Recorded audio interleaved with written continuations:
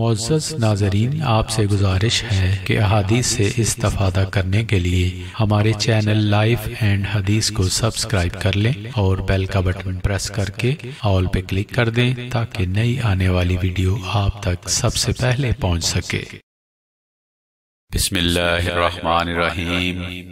ہم سے ابراہیم بن المنذر حسامی نے بیان کیا، انہوں نے کہا ہم سے مان بن عیسیٰ نے بیان کیا، انہوں نے ایوب بن ابی ذئب سے، انہوں نے ابن شہاب سے، انہوں نے عروہ اور امرہ سے،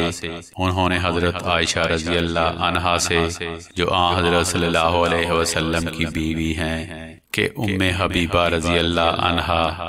7 سال تک مستحاضہ رہیں۔ انہوں نے نبی کریم صلی اللہ علیہ وسلم سے اس کے بارے میں پوچھا تو آپ صلی اللہ علیہ وسلم نے انہیں غسل کرنے کا حکم دیا اور فرمایا کہ یہ رگ کی وجہ سے بیماری ہے، پس ام حبیبہ رضی اللہ عنہا ہر نماز کے لیے غسل کرتی تھی۔